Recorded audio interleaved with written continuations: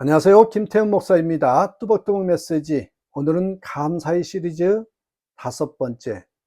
감사는 습관입니다.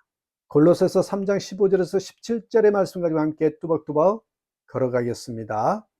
여러분, 거대한 감사보다 더 중요한 건 자주 하는 것이랍니다. 자주 하는 감사가 진짜라고 합니다. 우리는 보통 감사할 만한 큰 사건이 생겨야 감사한다고 생각합니다. 예를 들어 병이 나았을 때, 큰일이 잘 해결되었을 때, 오랫동안 기도하던 것이 응답되었을 때, 그럴 때 우리가 보통 감사하는데요. 하지만 바울은 말합니다. 감사하는 자가 되라. 감사하는 자가 되라. 사건이 아니라 정체성의 문제라는 것입니다. 한 아프리카 난민 캠프에서 만난 8살 소녀가 있었습니다. 하루에 한 끼도 제대로 먹기 힘든 환경이었지만 그 아이는 매일 이렇게 말했습니다. 오늘도 밥이 있어서 하나님께 감사해요. 오늘도 살아 있어서 감사해요. 누군가는 당연하게 여기는 것을 감사로 바꾸는 아이의 고백에 어른들은 눈물을 흘렸습니다. 자, 오늘 본문으로 들어가 봅니다. 감사하는 자가 되라는 삶의 태도를 이야기합니다. 오늘 보면 15절, 3장 15절에 감사하는 자가 되라. 되라는 것은 일시적 명령이 아니라 지속적 상태를 말합니다. 감사를 하는 사람이 아니라 감사로 사는 사람이 되라는 것입니다. 여러분, 바울의 상황이 어땠습니까? 바울은 이 편지를 쓸 때 감옥에 있었지요. 자유도 없고 미래도 불확실하고 고통뿐인 그 자리에서 그는 이렇게 썼습니다. 무엇을 하든지 예수의 이름으로 감사하라. 감사는 상황이 아니라 삶의 중심에 심어야 할 태도입니다. 감사는 행위가 아닌 습관이라는 것입니다. 우리는 종종 감사를 예배 순서, 식사하기 전 기도, 열만 연초에 반드시 인사하는 거, 그 정도로만 여깁니다. 하지만 성경은 감사를 습관으로 훈련하라, 습관으로 훈련하라고 말합니다. 한 집사님은 가정도 사업도 위기였을 때 목사님의 권유로 감사 노트를 쓰기 시작했답니다. 처음엔 억지로 오늘 비가 안 와서 다행이다. 그런데요, 2주 후에는 아이들이 웃어줘서 감사하다. 한 달 후에는요, 지금도 쓰고 있다는 게 은혜다. 그의 고백이 이렇습니다. 감사가 사건을 바꾼 것 아니지만 감사를 훈련하며 제가 바뀌었습니다. 그렇습니다. 여러분, 작고 자주 감사하는 사람의 특징이 있어요. 첫 번째는 작은 것에 감사한다는 것입니다. 따뜻한 커피 한 잔 감사합니다. 하루가 무사히 끝나서 감사합니다.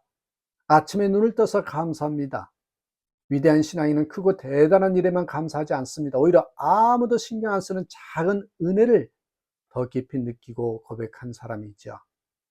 어느 80대 어르신이 요양병원에서 식사 전에 기도 중 작은 종이컵을 두고 이렇게 기도하셨습니다. 하나님, 제 손이 아직 컵을 잡을 수 있어서 감사합니다. 그 말에 간호사도 울었습니다. 우리는 컵을 드는 것도 손가락을 움직이는 것도 당연하다고 여기지만 그분은 그것마저도 은혜로 여겼습니다. 두 번째 특징은 감사를 자주 표현한다는 것입니다.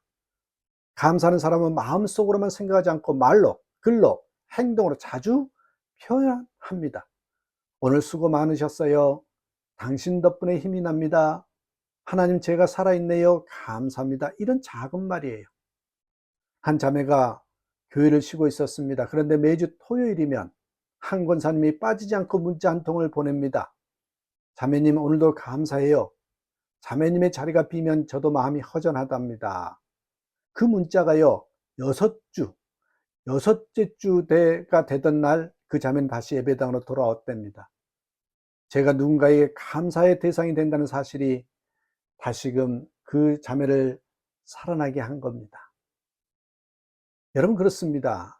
우리가 한번 불평 대신 감사로 바꾸는 연습을 해 보십시다.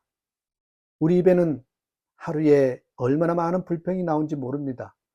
왜 이렇게 길이 막혀? 아이들 좀 조용히 해라. 이 답변이 왜 이렇게 느려? 또 실수야, 또 피곤해. 여러분, 그런데 놀랍게도 감사는 훈련만 하면 바꿀 수 있다는 거예요. 불평을 말의 프레임만 바꿔도 감정이 바뀝니다. 여러분, 말투 하나 바꿨더니 달라진 하루를 경험했던 사람이 있습니다. 한 교회 직장인 청년이 감사훈련을 시작하면서 말합니다. 처음엔 그냥 감사합니다를 붙여서 말해 봤대요. 아, 또 야근이야? 감사합니다. 이상했죠. 그런데 이게 습관되니까 달라지더라고요. 뇌는 말을 따라 감정을 정리합니다. 감사 말투를 반복하면 뇌는 상황을 긍정과 여러분 신뢰의 방향으로 해석한다는 거 아십니까? 그렇습니다. 감사는 생각의 전환에서 시작되고 말의 훈련을 통해 습관이 됩니다.